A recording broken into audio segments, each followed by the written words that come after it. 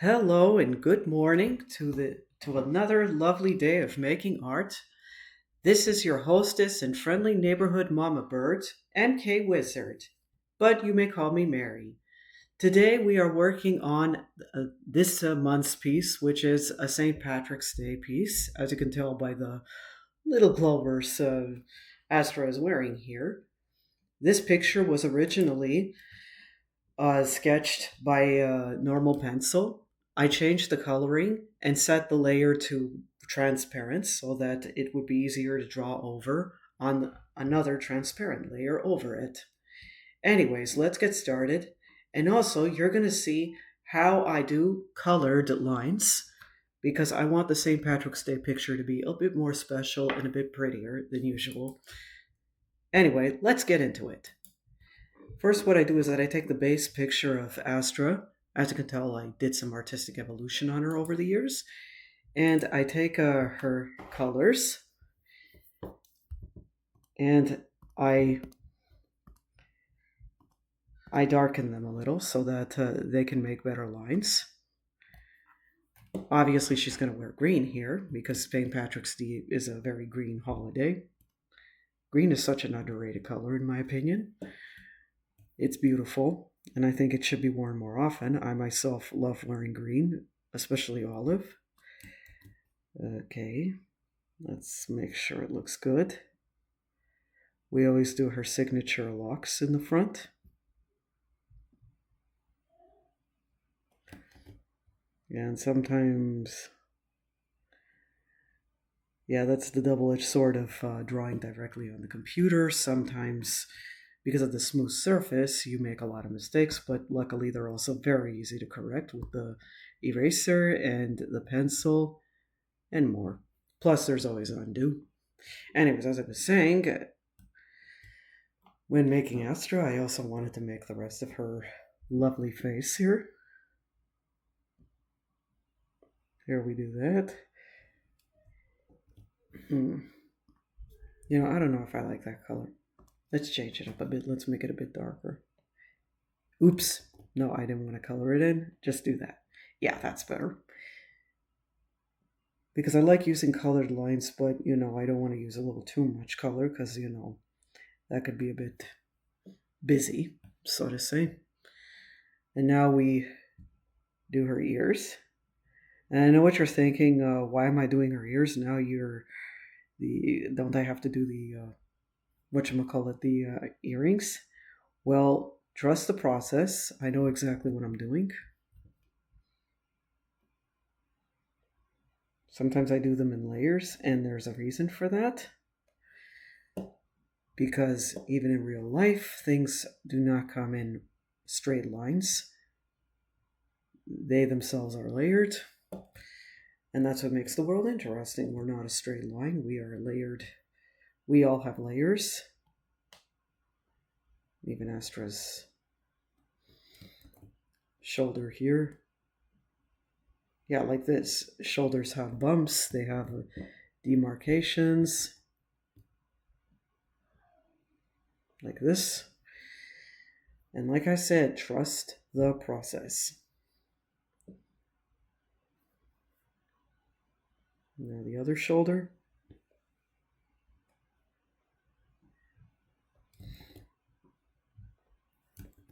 I hate it when that happens.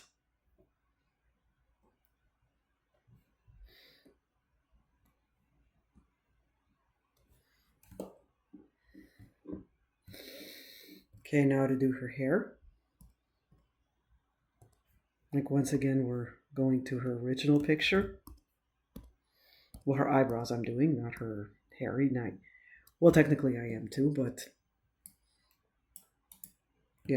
all in good time. When drawing thin eyebrows, I like to use the color the hair is and just make it a straight line, especially for women, because women tend to have softer features than men. Yes, some women are the exception, but the general rule is that women are softer looking than men.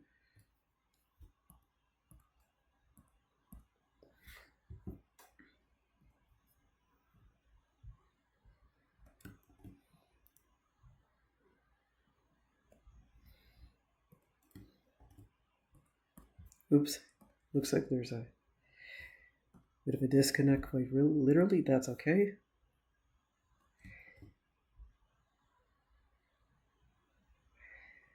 I make the line art of her eyes black because she's wearing mascara. I want her to be pretty. Don't get me wrong, going natural is nice too, but this is supposed to be her dressed up like at a cocktail party, so I like dressing Astra up for these occasions. Astra was actually modeled after my five most favorite princesses in fiction, which is kind of ironic because Astra herself is not a princess. Come on, why is this so hard? Hmm. Yeah, that's right. Well, as I was saying, she was actually modeled after my five most favorite princesses in fiction, being Rapunzel, uh, as I was saying, Rapunzel, She-Ra, Sailor Moon, Princess Leia, and Cinderella. And yes, Cinderella is one of my most favorite princesses because I admire her strength despite being abused so terribly. She never became a cruel person herself because of what she went through.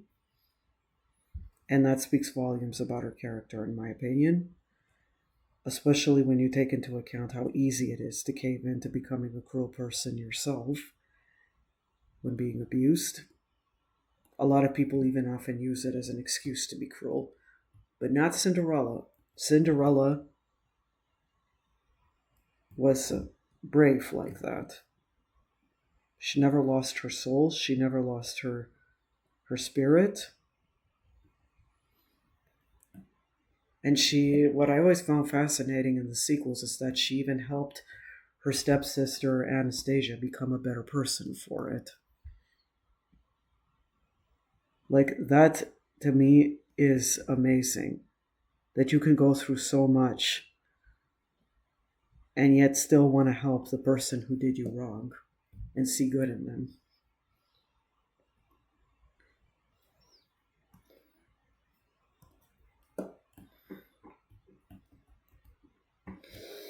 Okay, I messed up the nose to wrong line weight.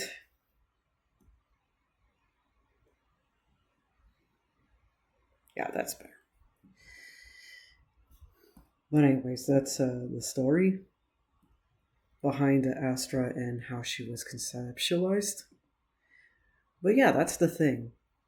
And since she is wearing a lot of green, I think that the color that's appropriate for her lipstick is an orangey color.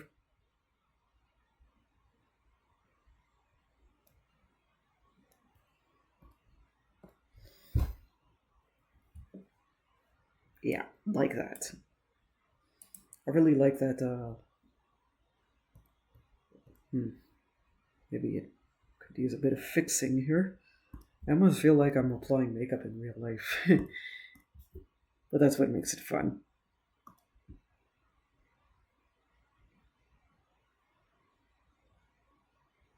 Yeah, Astra has very full lips. Like I said, she's modeled after princesses, so she tends to be. She is pretty, and yes, she's feminine.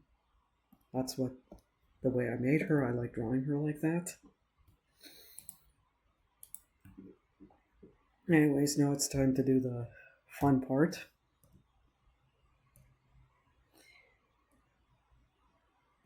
Which is to make her lips look even fuller.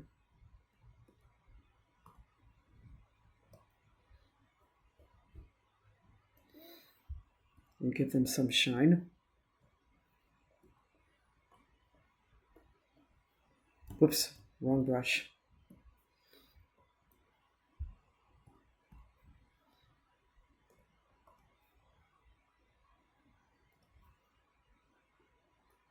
Ah, I hate it when that happens.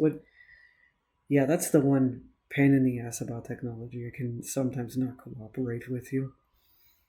Sometimes I think the surest sign that it is intelligent is that it likes to tease you sometimes. Oh well, but I still love it. Anyways, that's the story. Now that that's done, I have to do her face tattoos. Because part of what makes Astra special is that she is the sorceress and the champion, so she has face tattoos. It's just the way she is. Yeah, where it's not, yeah, fixed up that setting. I didn't like it.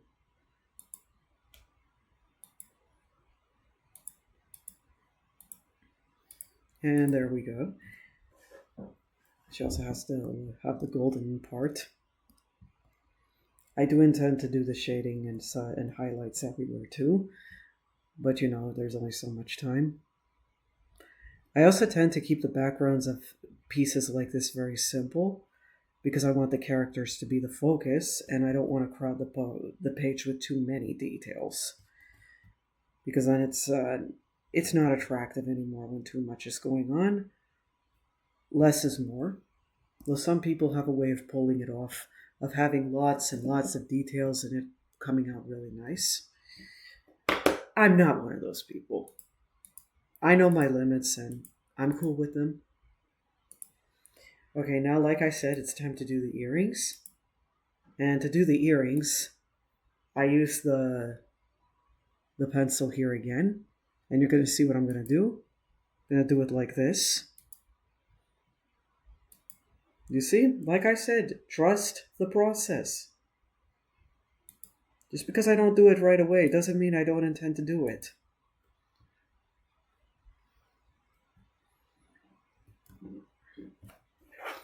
And as you know, clovers have those little stems. So let's add them in.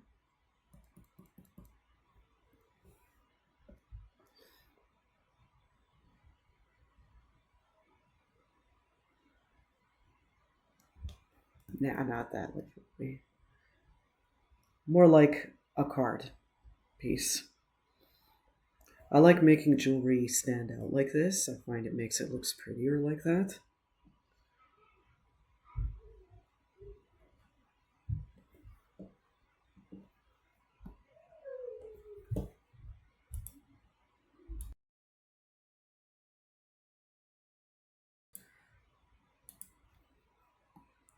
Pardon me if you hear my son in the background. He's got the week off this week and he's playing.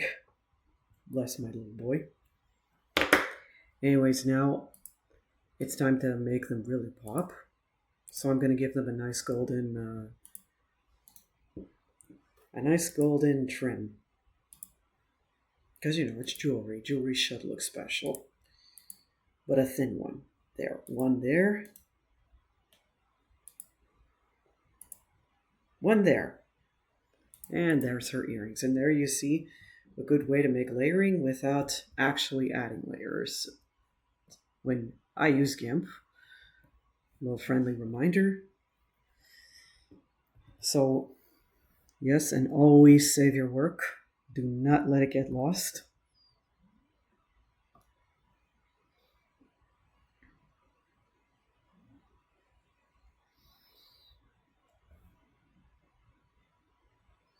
Because you do so much hard work on your stuff, you don't want to lose it. That's heartbreaking.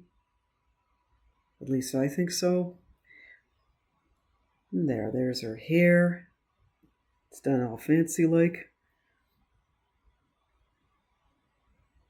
It's not a braid, it's just sort of like one of those things where you kind of do a flip on the inside, though you can't see it from this angle.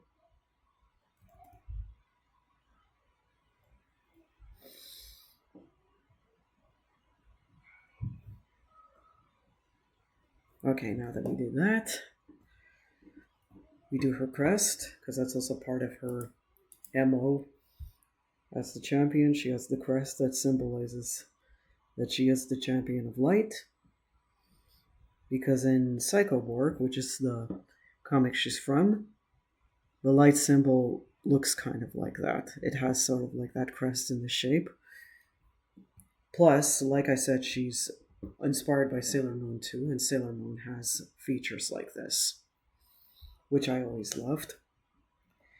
And now it's time to do the fun part, which is the dress. I love doing the clothes. Okay, let's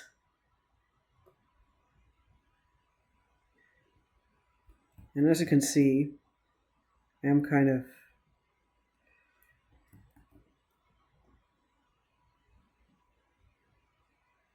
going over some lines, but that's okay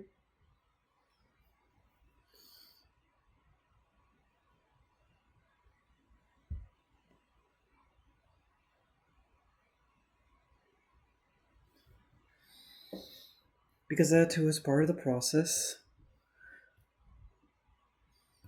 That includes even what you see here. And look, just because you sketch something a certain way doesn't mean you have to go for it for the whole picture. You can choose how you want to go and how you don't want to go. In my case, I don't like the original design of the dress, so I'm making it a bit different, and I'm not going to feel too bad about this part because it's going to get covered and traced over anyway.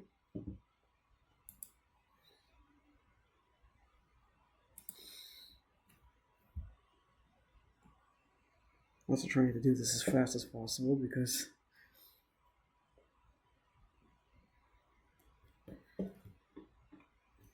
it's an extremely long dress. That's the idea. So you know how cocktail dresses are, especially those high fashion ones you see in the magazines. They tend to be very fancy and exaggerated. Plus, it's fantasy. Have fun with it. Fantasy has no obligation to be realistic or follow the rules of reality. That's what makes fantasy fun. It's not realistic, it's fantastical. People can be perfect, people can do things like fly, run really fast like a flash, or be just super genius billionaires like Batman. Don't bring reality into fantasy. That's my advice. Don't. Because when you start doing that, fantasy stops being special.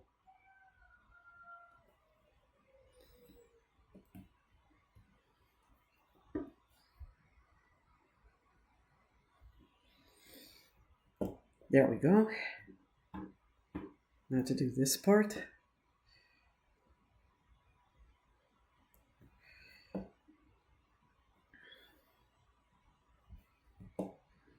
Yeah, sometimes I go close up to make sure the line is not messed up or not flowing smoothly. And like I said, it's okay if you make mistakes. You just go back and erase or undo, like I do. You see me do that a lot in my painting.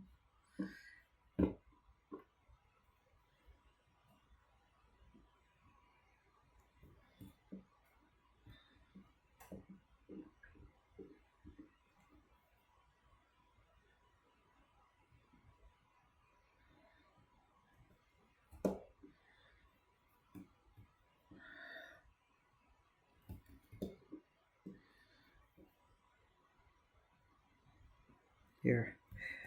Ah, shoot.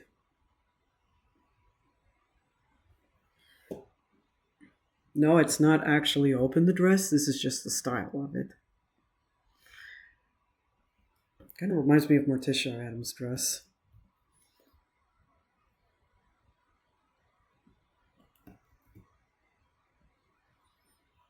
I'm giving myself ideas for Halloween. Not for myself, for Astra. I cannot pull off wearing a dress like that. Well, not yet anyway. Keep on working with my Tai Chi and just maybe I'll be able to.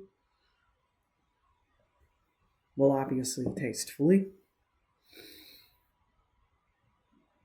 Yeah, that's the thing I like about Morticia Adams. She's a very beautiful lady, but a lady. And that speaks volumes because she's also a mom. I mean, you don't stop being a woman just because you're a mom.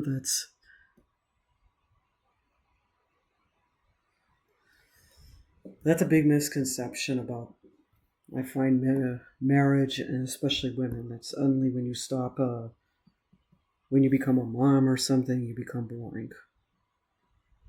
And that's not true.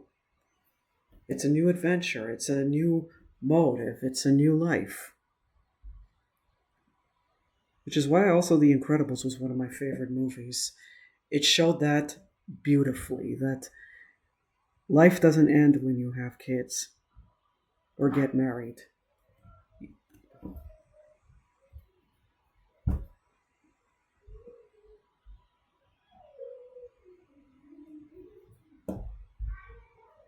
And as you can hear, maybe just a little bit in the background, my son is proof of that.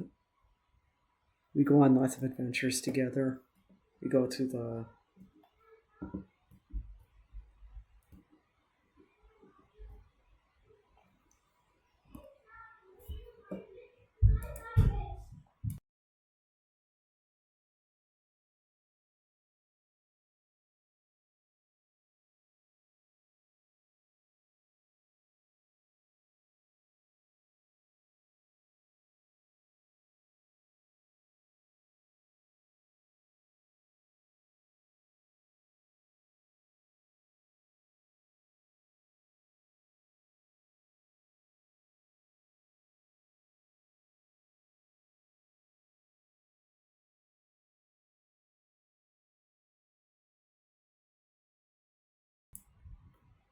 pardon me about that. Just wanted to check up on my son.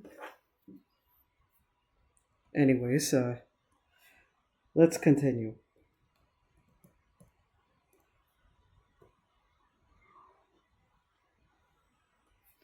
Anyways, there we go. Like I say, colored lines are really special. They help colors pop. And now to do the arms. I'm thinking that for the gloves I'll make them gold. So we'll continue with the brown color.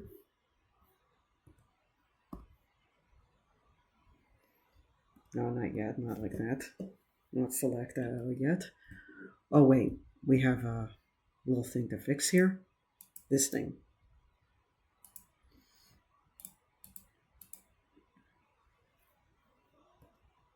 And this thing to fix.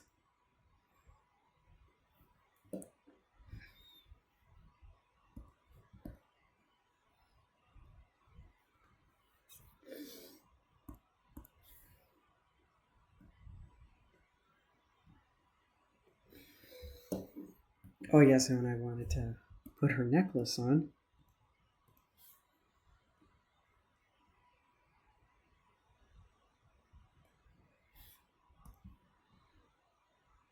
I don't know.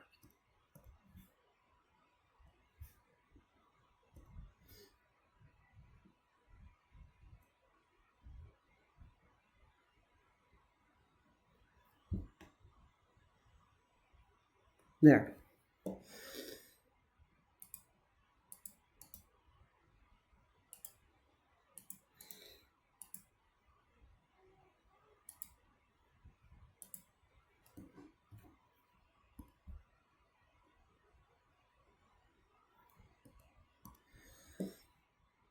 One moment, please.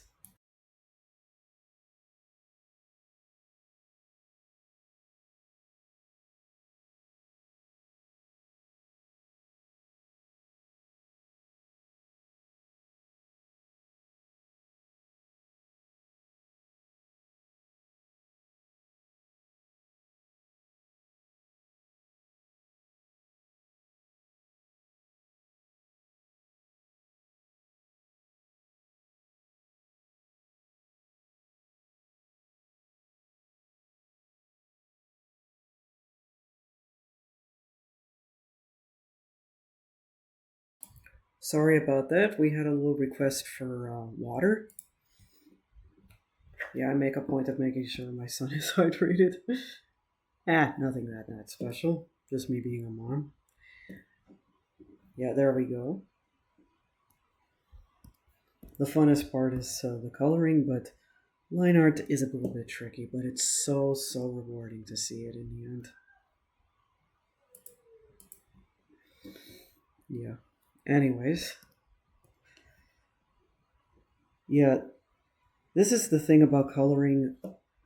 Well, inking with colored lines. It involves a lot of layers, a lot of clearing, a lot of erasing, but the end result is so beautiful and rewarding.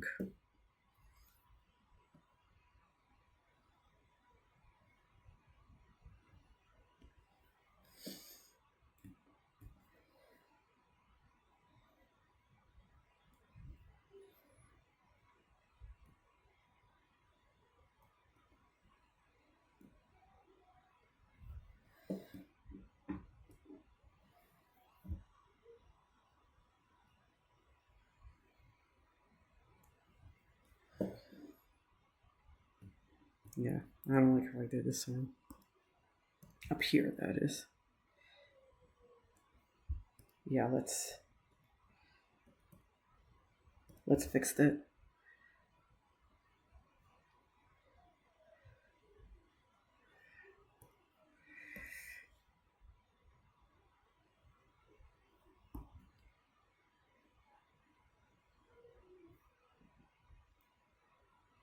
There. That's one arm done. Now let's get the other one done.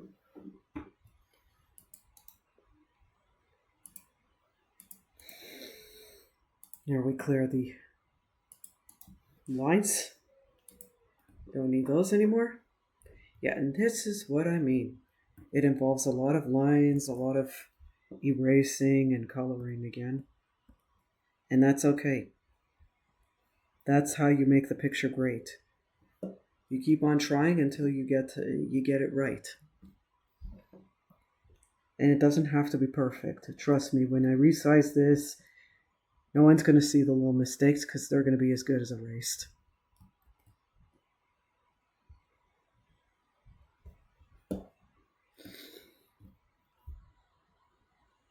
Is that a hand? Messed that up.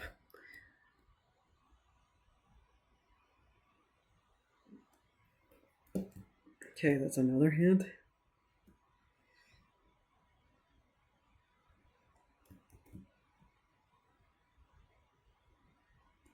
Okay, that.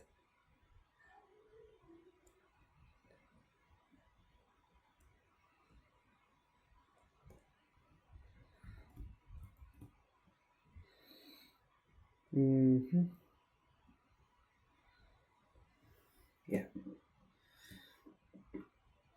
Yeah. Keep in mind it's also perspective.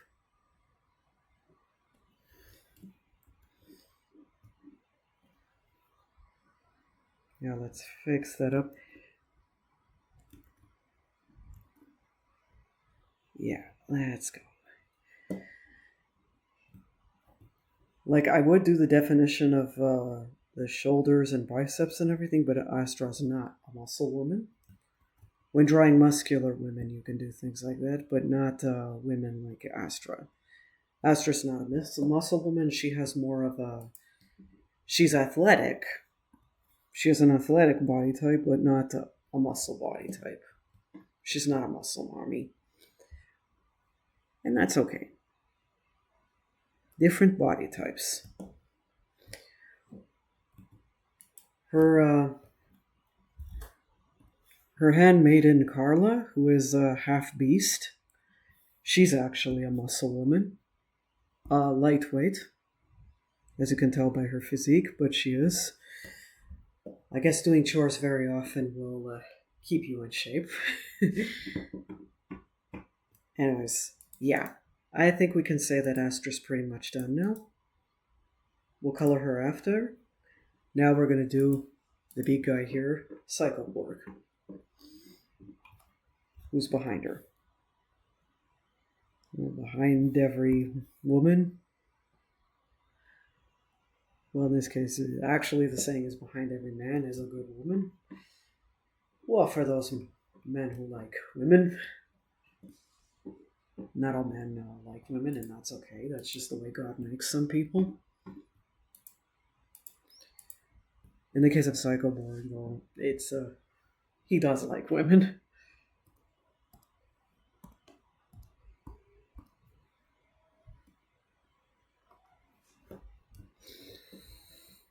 And like with Astra, we're going to do some colored lines, though they're much more subtle.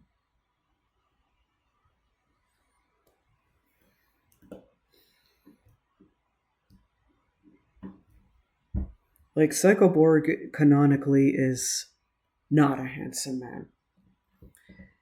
It's a little hard for me to say that because I love Psycho. He's one of my favorite characters I've ever created. But no. It is a canonical fact that he is actually ugly.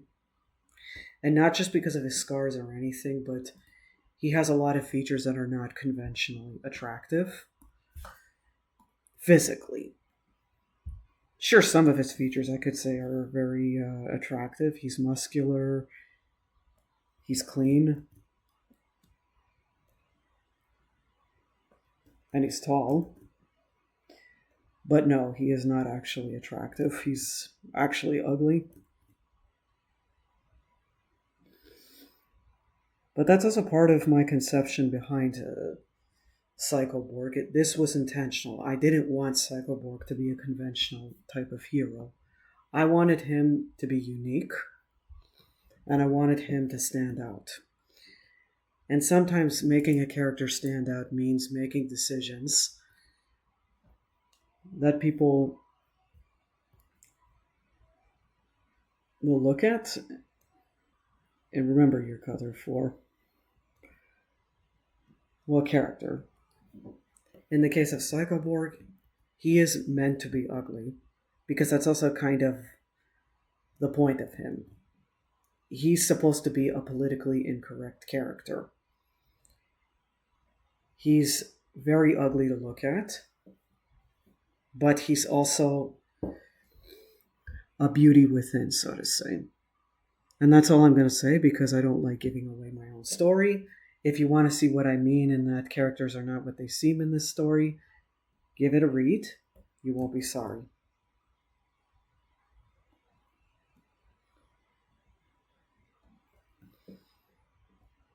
Yeah, I don't like doing spoilers to my own fans. That's not right.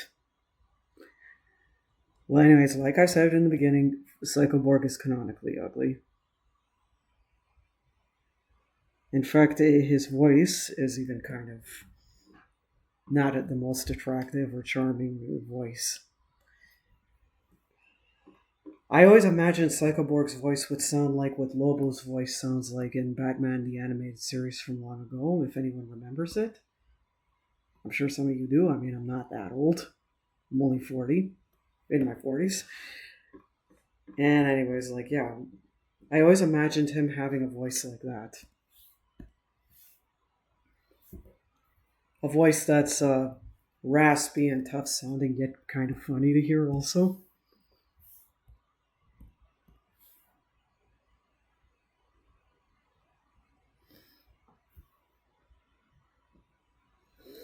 Because I like thinking that Psychoborg is also funny. Another thing about Psychoborg that I don't say outright in the comics, but it's kind of hinted, and I think people have caught on, is that he's actually autistic. It's kind of why he swears a lot, also. The swearing is kind of a coping mechanism.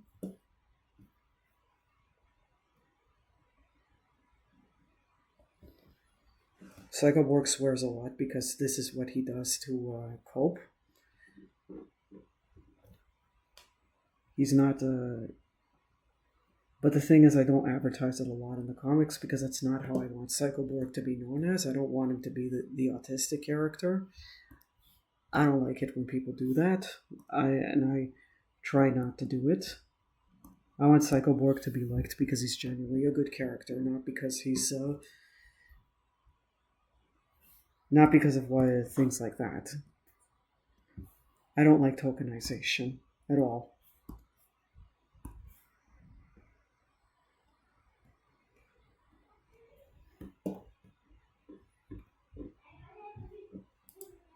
Wait.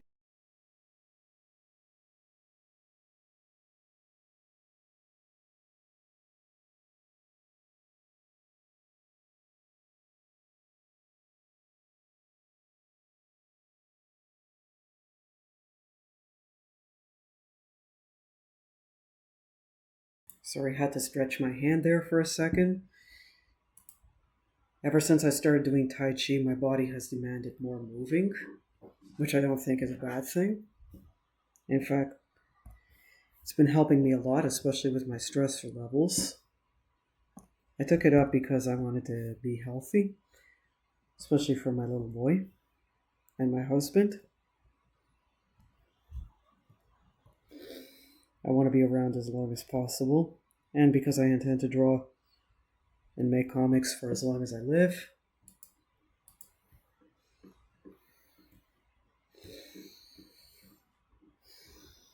And there we go.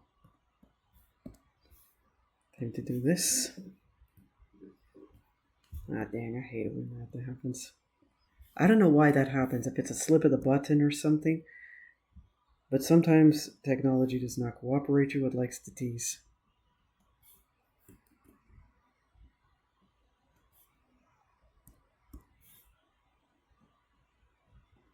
Okay, now it's time to do the jacket and the shirt. Yeah, when Cycleborg goes out, he likes to wear gloves. He doesn't like it when people can see his body. That's another thing about Cycleborg, that he actually has body image issues.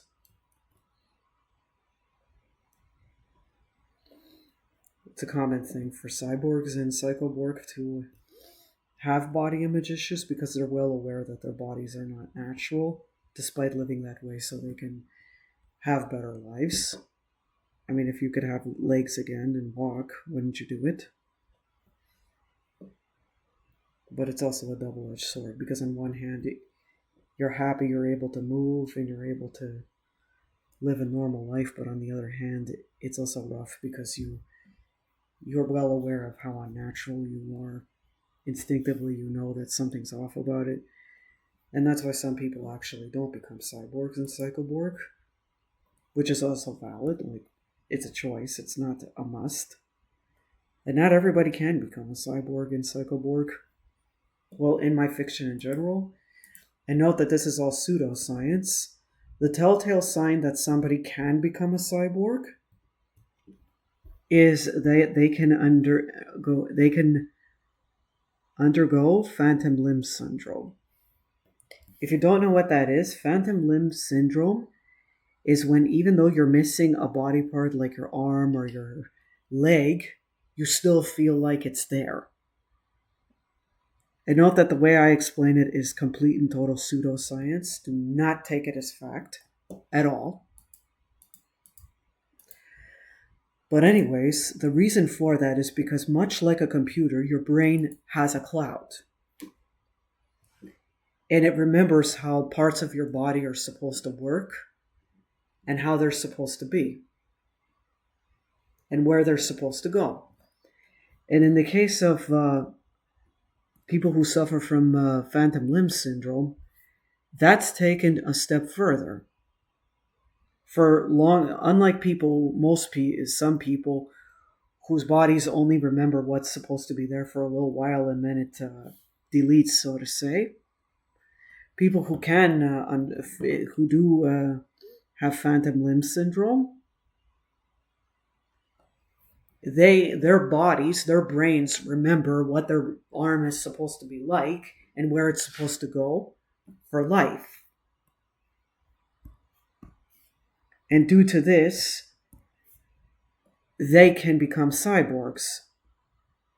As to why that is, it's because when they get the cybernetic part, their mind accepts it. Because in their brain, they think it's just their original arm being put back on, and their brains adapt to it very quickly and accept it. In the case of people who don't have it, don't have phantom limb syndrome, what happens is that they get the cybernetic part, but it doesn't do anything.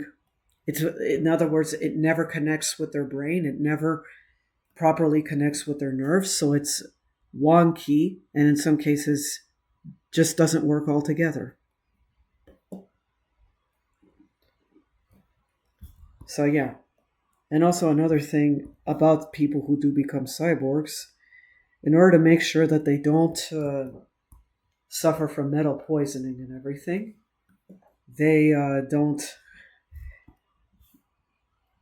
just get the body part and they're done. What they do is that they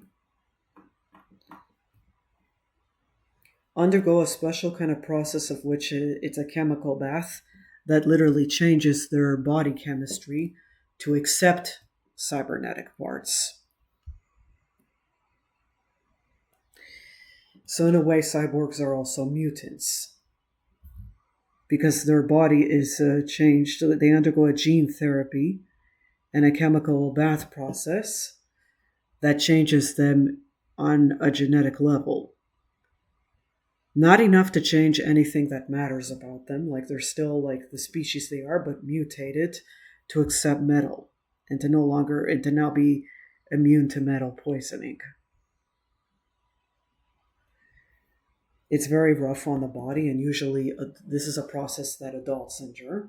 In the case of Cycleborg, because he's the champion of Shadow,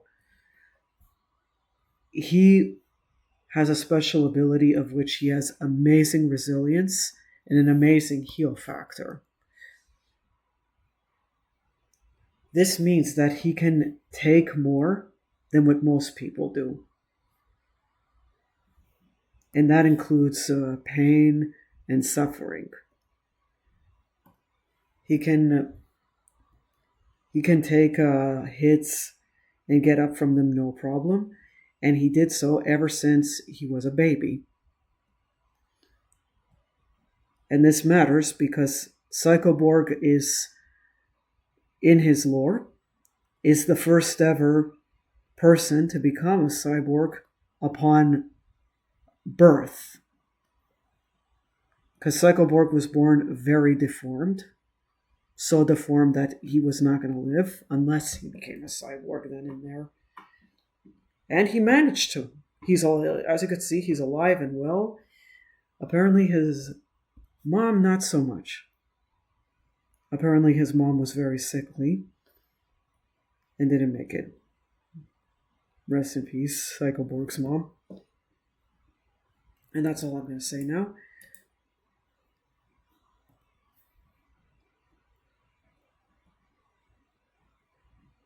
Anyways, yeah. That's the story. Now to do the glass.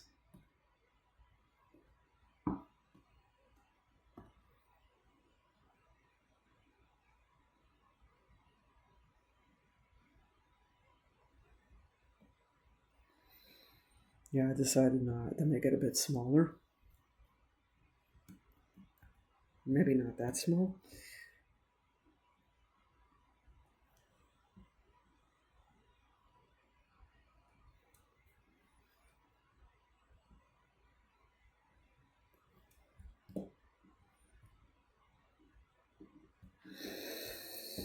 Yeah, Cycleborg has got a beer there. And to make the beer look right, this is a trick I learned. I used the gradient tool. Beer tends to have that golden color.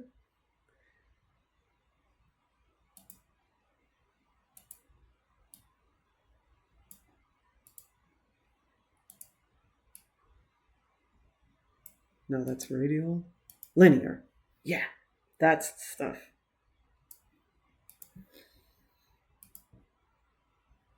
And time to do the foam because it's not beer without its foam.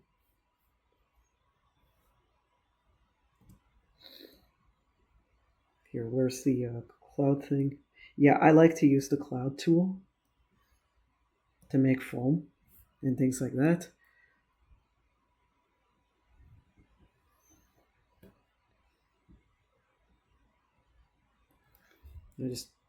Okay, maybe that's not quite right.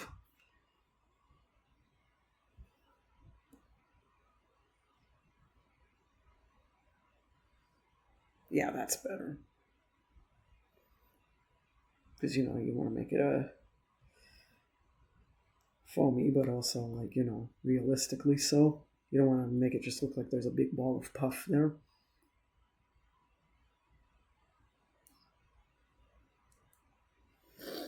Okay.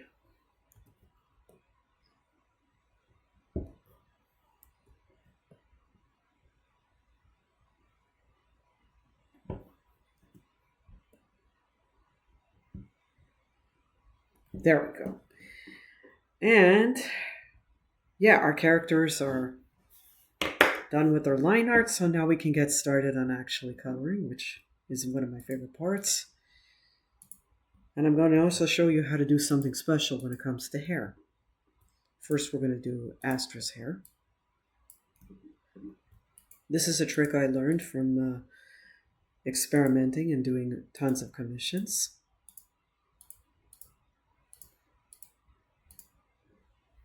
First, we're going to color her hair. Just fill that in. And now you're going to see the magic. Because the shading on this is going to be a bit unique. The light source is coming from on top here. So you're going to see that in the art.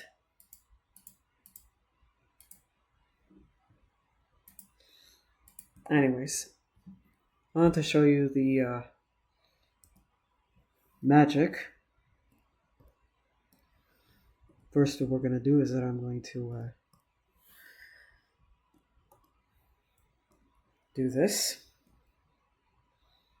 I know it looks like I'm just simply doing it like the old-fashioned way, but like I keep saying, trust the process, my dears. Okay, to make it really look like natural shine, I use the airbrush after. Kind of do that. A little bit of that. Let's do that again. And what I do is that I put the line size to, okay, one's a bit too small. Let's do it at 2. And I do this to make it look like hair. Because as you know, hair is made of lots of little strands. And this way, it looks even more like shine, but it's actually shining on hair. You see that? I love doing this. This is one of my favorite parts. There we go. And now we do it for the other locks too.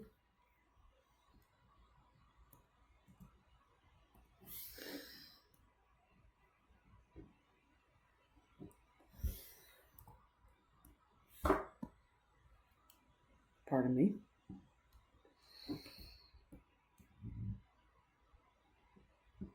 And yeah, the way it shines has to work with the shape. Okay, go back to the size of 1.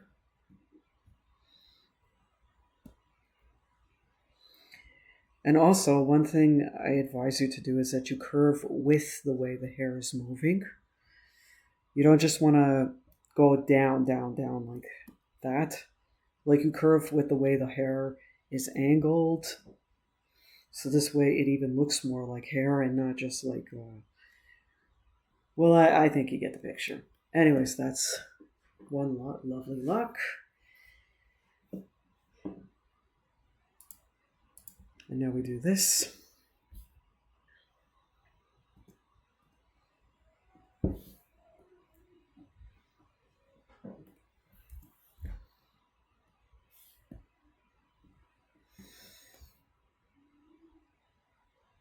It's not long if you know what you're doing. And there we go. There we go. Yeah, that's beautiful. Now to do the shading. Shading is not that hard. Not once you know how to do it. And like I say, I use the base of Astra's color schemes to be able to do this. And we use the right tools because you don't want it to look like shine, you want it to look like shading.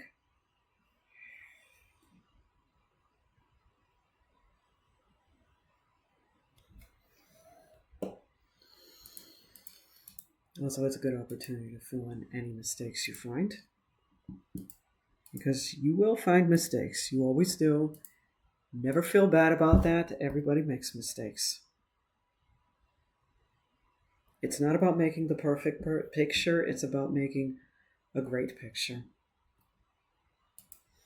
Because trust me, nobody's going to sit there with a magnifying glass looking at every single little detail that you do right or wrong. Nobody does that. Well, maybe some people do, but that is a discussion on its own, and maybe something that. No, it is something that kind of is the real problem. At one point, you have to stop seeking perfection and seek joy.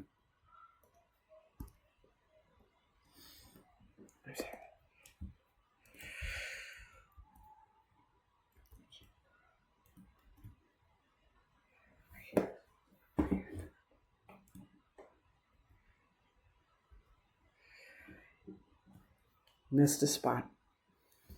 Yeah, I thought I was looking right. That's her hair. And you know what I've also learned? It's okay if the hair is not shaded in a realistic way. The question is, are you happy with the way it's shaded?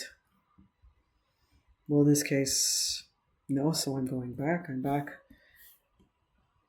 I'm backing it up there. But yeah, this is also me. Just because I want to do like some more perfect shading doesn't mean you have to. If you're cool with your shading not being perfect and like the way it looks like that, even though it's a little bit off, that's perfectly fine. Trust me, in the real world, it doesn't matter. And also, at one point, you want to finish your picture.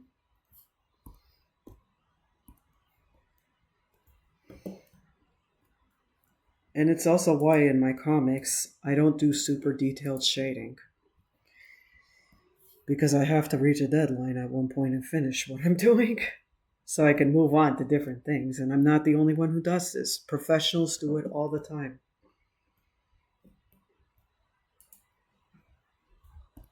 Because they want to move on. They want to move on to other projects.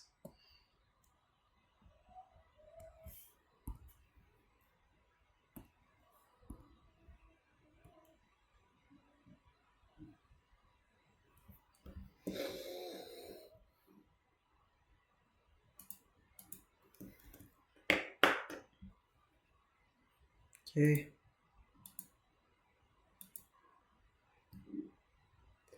All right, yes, I wanted to do her skin. So let's take note of the skin colors and do that. Yeah, so Astra has an incredibly fair complexion. That's just the way I do her. Speaking of which, I'm not just going to color her face. I'm going to add some eyeliner. I like that.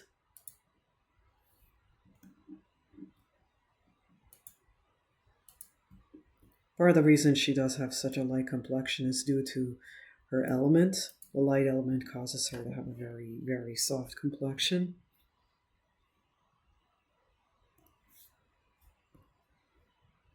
Here it's going to be green, of course.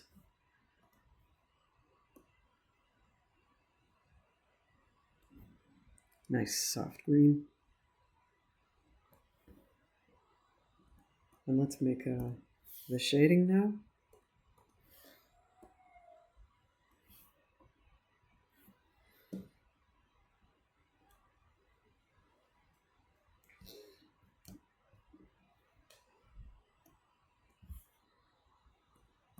Here, let's fix that little mistake there. You know what? Maybe I should just.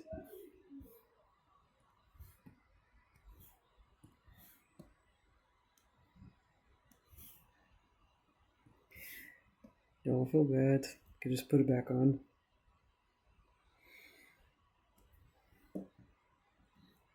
Same here with the other eyebrow.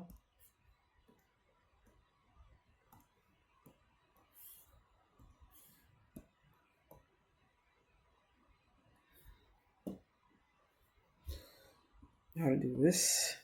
This.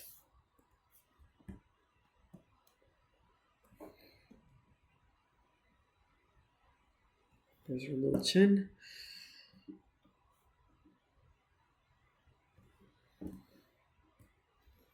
Okay, we don't need to do that. Now, fill in the color here. can't see it, but Astra's wearing high heels, which comes as a surprise to no one, because Astra wears high heels. Not in her battle gear, obviously, but she does wear high heels on her own time. I mean, why shouldn't she?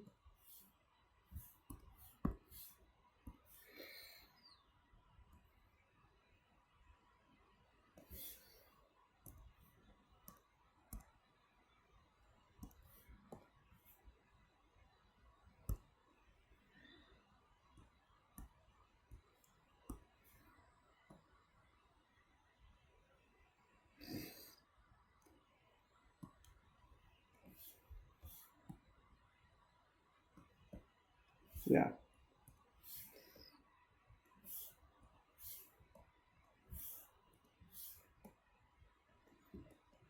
Ah, damn. Wrong color.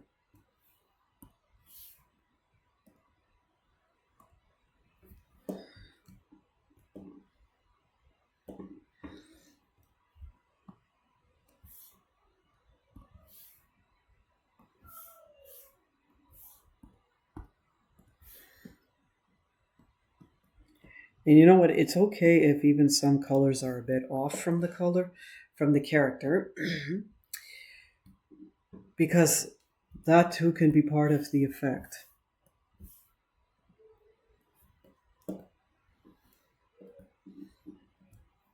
Like, it makes everything look balanced. Nothing in this world is perfect. Things are going to be sometimes a little off. They're going to be a little weird. They're going to look,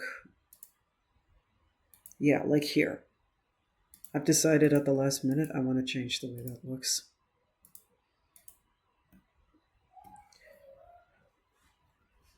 And you're going to see that I'm going to do something very big with that.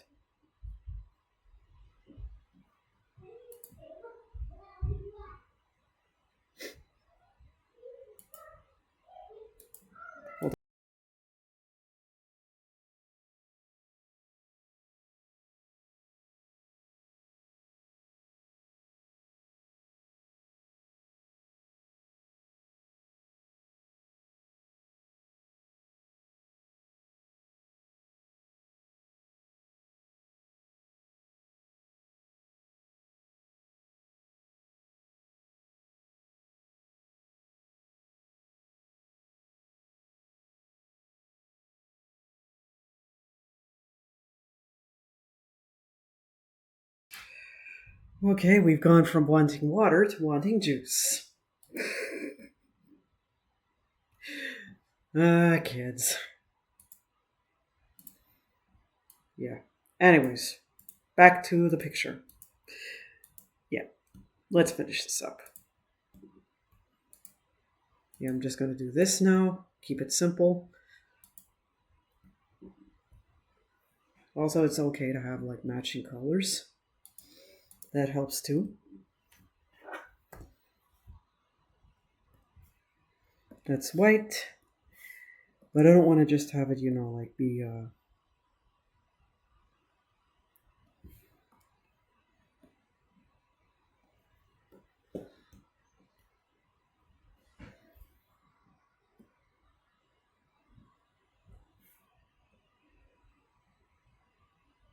there we go. That's better.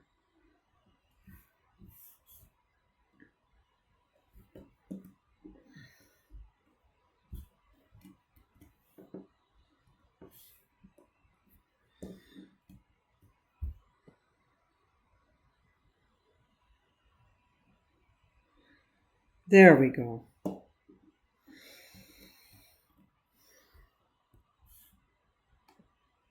Yeah, a trick that helps is fix the shading and do the next part one at a time so you don't make as many mistakes. Here we do that.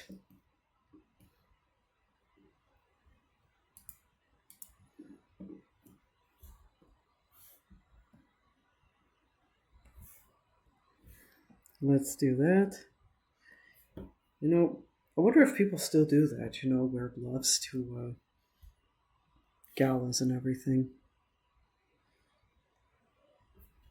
Just something about that makes it very special. Very pretty. Very Hollywood.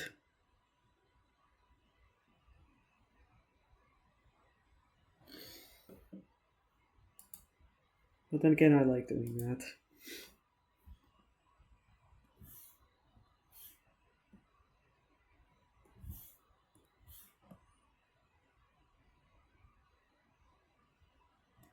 There we go. Now all that's left is the main part of the dress.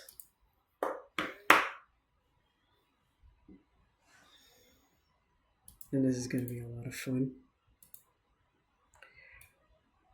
Let's do it another shade though, like this. Hey, St. Patrick's Day demands green.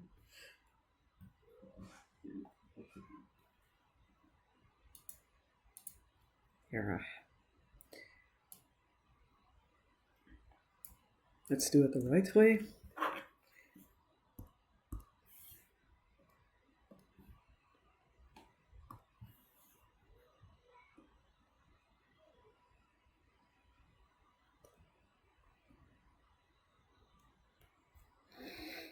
Yeah. Shading sometimes means doing the awkward parts of the body. That includes sometimes the butt and boobs. But hey, it has to look right. And now we do the bottom part.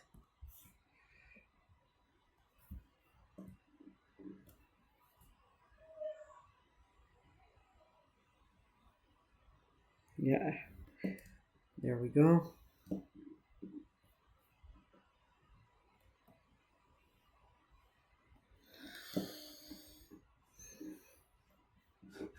Now, here's where I'm going to have to make another layer because I want the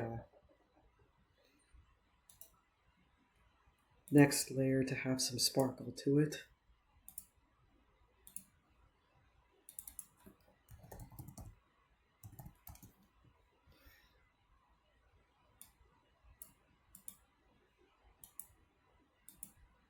Here, it's this shade of green.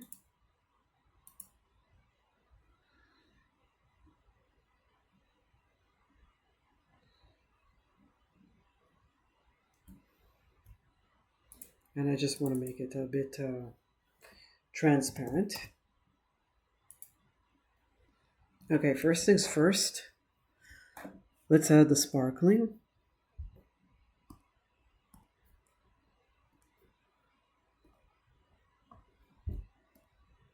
I like a bit of sparkle, I like glitter. It's fun.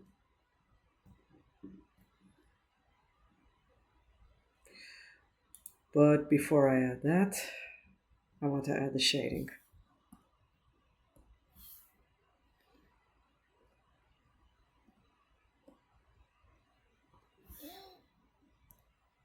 I always like to do the shading first. That's just the way I am.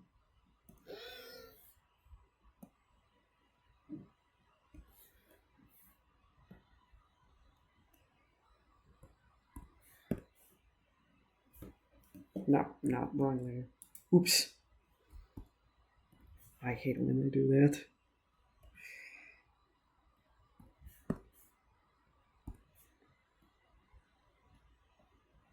There we go. That's better. Now to do the sparkle.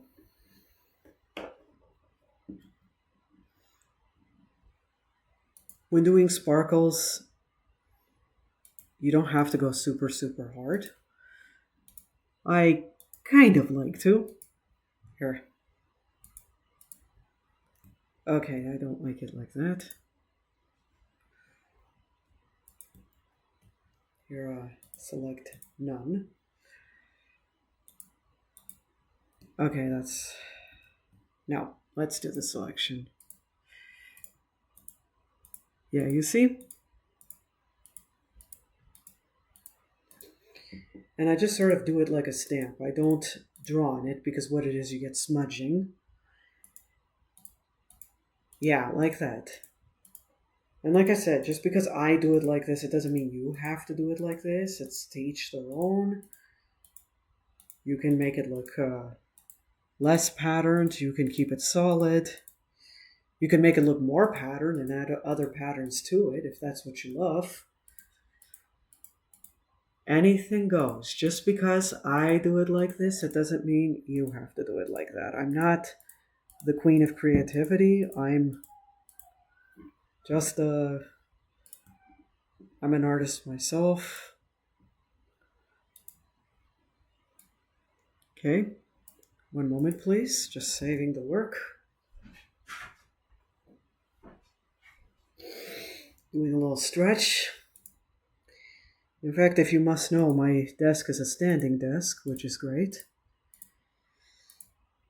Great for my legs, my posture, and also my blood circulation. I really recommend getting a desk that gives you the ability to stand because it will help your back a lot. Anyways, that's it. And there we go. Now, another thing I'd like to do is give Cycleborg's eye that signature glow.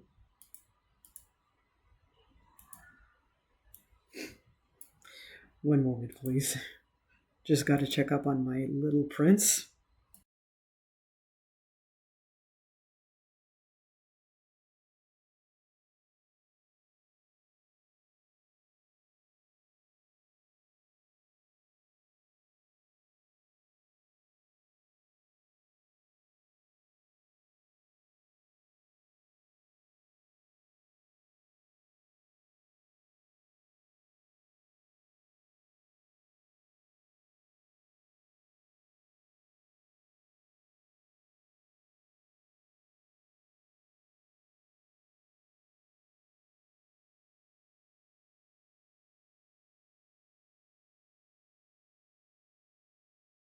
Yeah, everything's okay.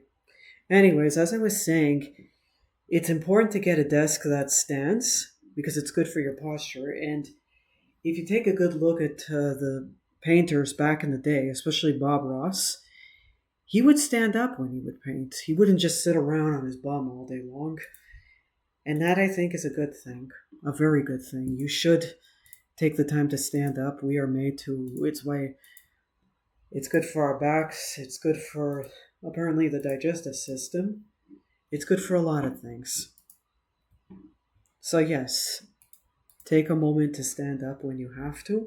Don't just sit around on your bum all day long. It's not good for you.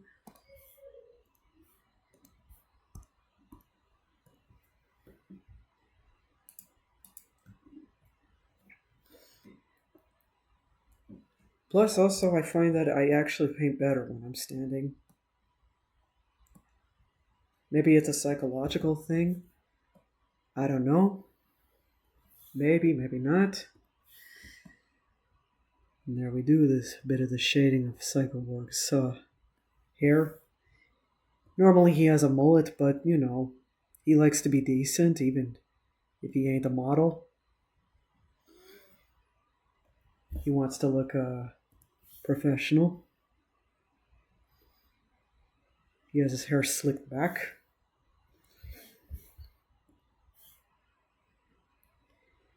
Technically, he's actually bald and his hair is synthetic and can come off if he ever wants it. It's just like a wig that attaches to his head. But he likes having hair, so he likes to wear it. There's actually a special, it sort of clicks in place, kind of like the dolls do, how you can take things like clothing and such off with a click and then you put it back on. It's a lot like that. With that said, his hair never sheds or anything. But of course, it needs to be washed still. I mean, you gotta wash yourself. You gotta keep yourself clean. Technically, it doesn't need to be washed as often because he doesn't secrete any oils in it. I mean, his scalp is metal. It doesn't sweat. That's another drawback about being a cyborg. You have a limited amount of pores. So certain parts of your body sweat for your entire body. Kind of a double-edged sword. Catch 22. Now you're going to see me do that hair thing again. Hey, what's with that? Hey, you. Be the color I select you as.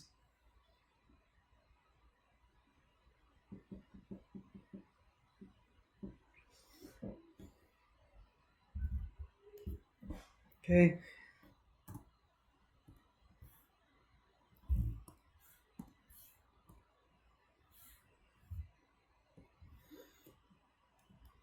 Whoops.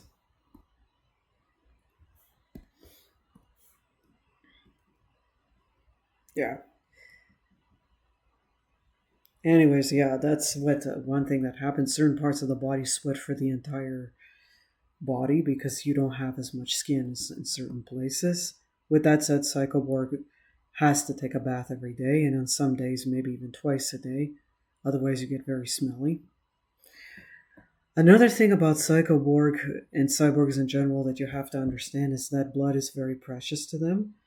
And they do actually have blood vessels in their cybernetic parts, albeit artificial ones. But yeah, because blood is produced through bone marrow and other parts of the body that we take for granted and don't even know.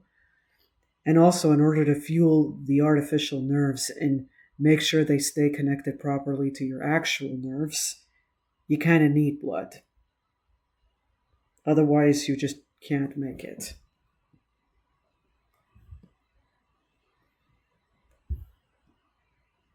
With that said, blood is very precious, and because they can't produce as much blood as a fully organic person can, sometimes they do have to every so often go to the hospital to actually have their blood changed and refueled. Otherwise, they will suffer from blood poisoning and or anemia. It's a rough life. But for Psycho Borg, he was like that since he was a baby, so that's just his life. There we go.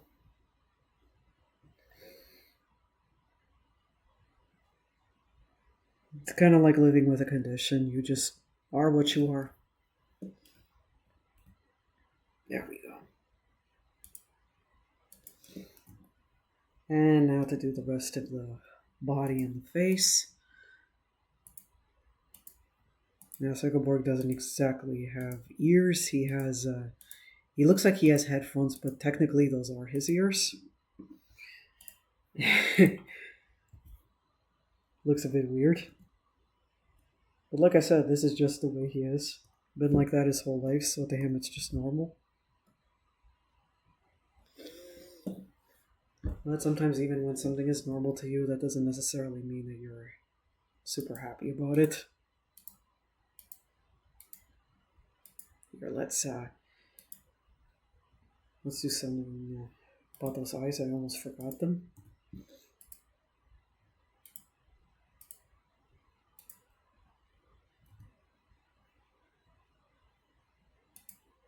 Yeah, I let his eyes glow. That's just what they do. I mean, they are technically the entire visor stands as his eyes because he lost his actual eyes in war long ago.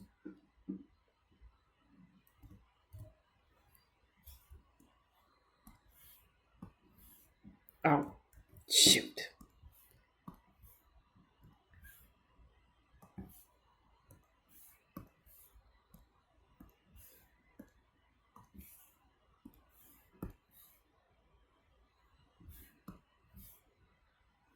Oops. Wrong layer. Yeah, sometimes when you brush, you make mistakes. Whoops. Okay, let's do that. A little bit here. A little bit there.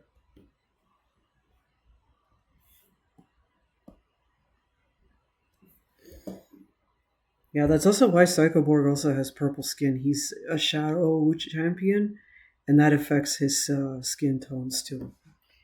It's not because he's a cyborg, it's because he's a shadow champion. The genetics work in very funny ways like that.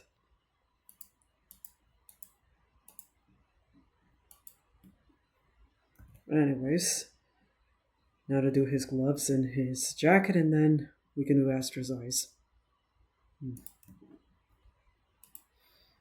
Why don't I give them matching colors? Why not? He should wear some green too.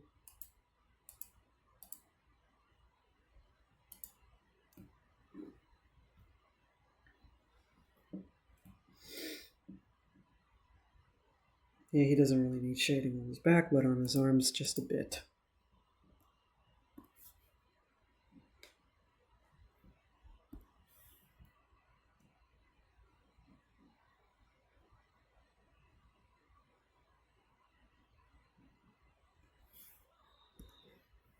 There we go.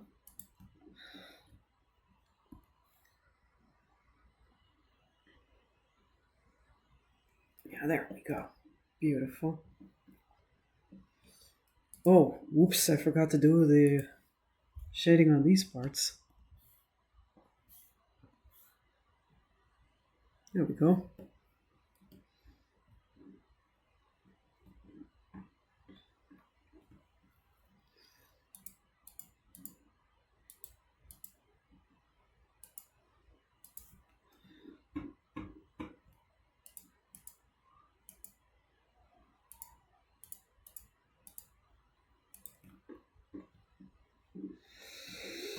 Like I said, when Psycho Borg is dressing up, he likes to do stuff like that.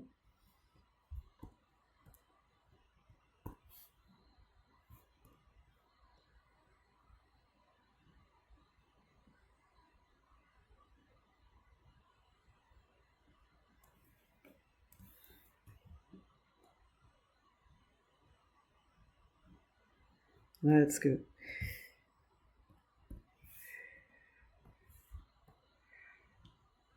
Let's do this.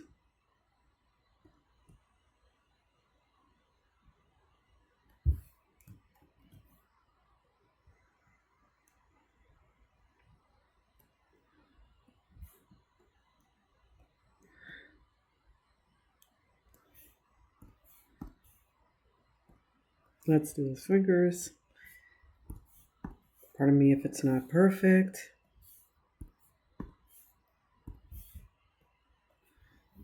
There we go.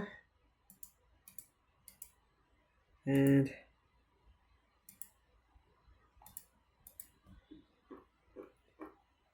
there.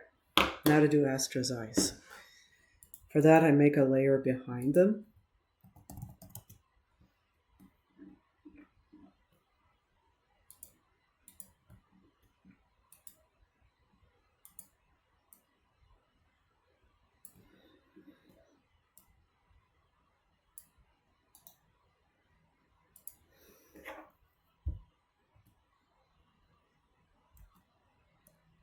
Let's do that.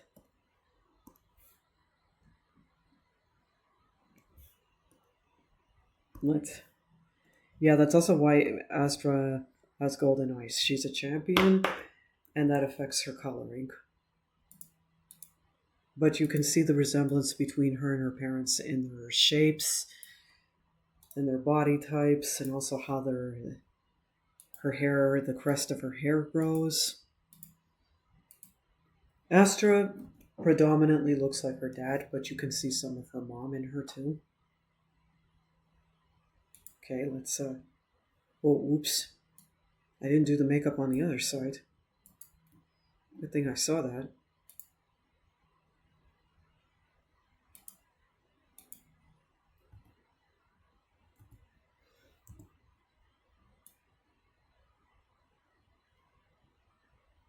There we go. Yeah. Don't want to miss a spot. Wait, I don't like the way I did it. Too much? Yeah, that's better. Okay, now to do the white of her eyes. So now we merge down that thing. And always frequently save. Okay.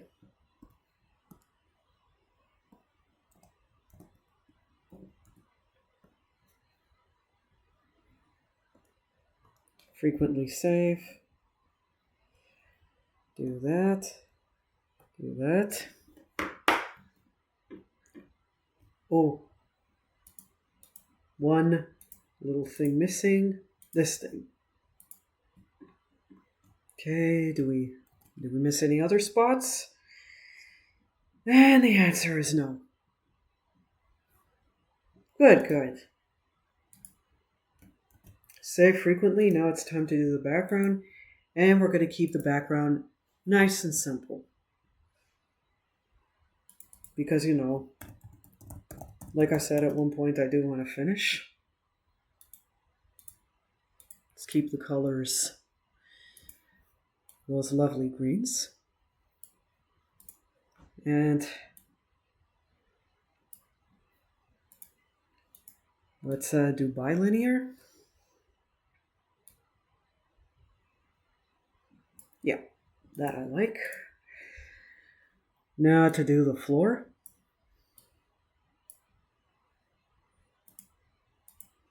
For the floor, let's make it brown.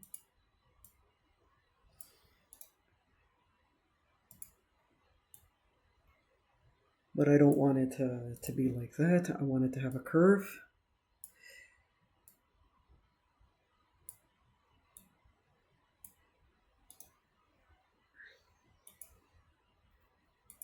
Yeah. And you know what? Let's give the floor a gradient as well.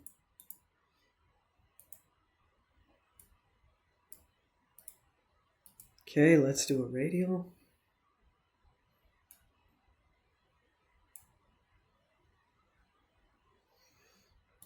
Should be like this.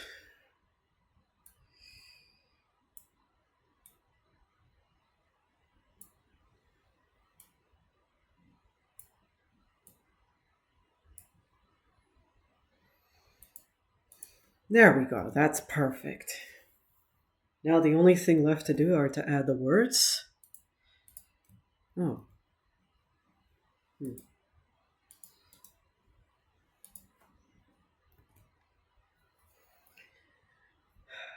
And I think I remember what it said before. Let's make the words in green. Yeah. And let's see. No, actually, let's make them another color. Let's have fun. What font should we use? Maybe something really fun. Yeah, let's try this one, the Algerian regular. Okay, that's way too big, the font. Let's make it smaller. Reduce it to 200.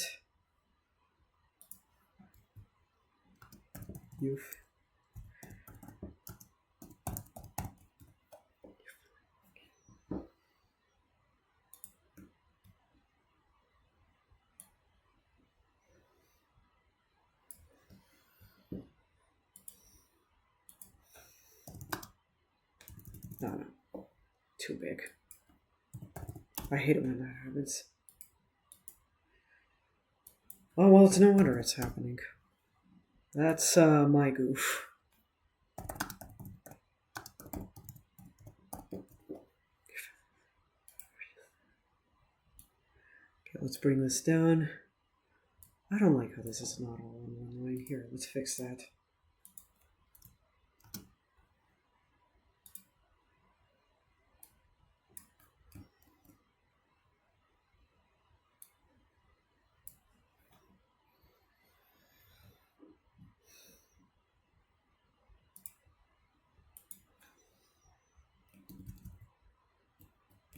Actually, I have another idea.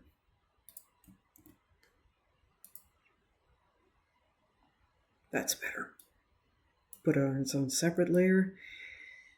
And now, time to make this really pop.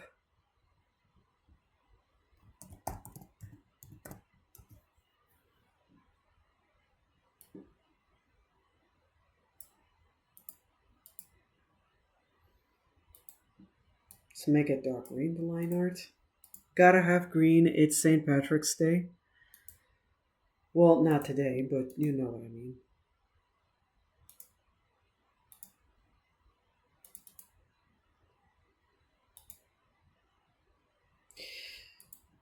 Here in Canada, St. Patrick's Day is a very special holiday. We really love it. It's a lot of fun. They say that if you don't wear say green on St. Patrick's Day, you're entitled to get pinched. I don't know how true that is. Personally, I don't like hurting people, but that's just the way I am. Peacemaker here.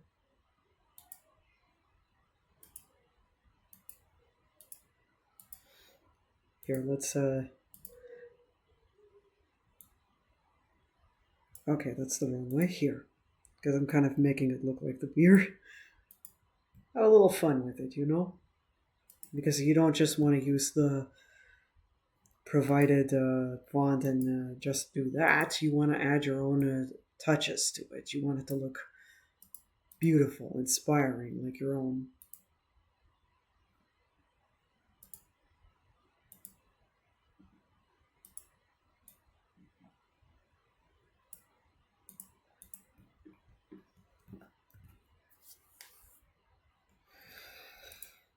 You know what? Let's make the line art another color. I'm not liking it. It doesn't make the words stand out enough.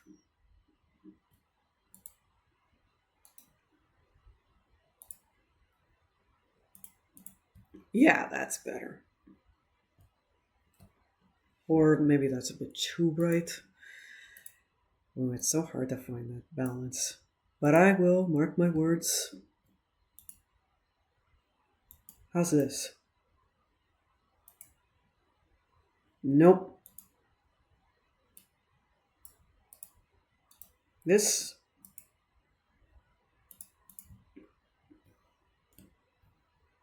Yeah, that's perfect. That I like. That I like. And that's the picture. Just need to sign it. You know what they say? Signed, sealed, and delivered.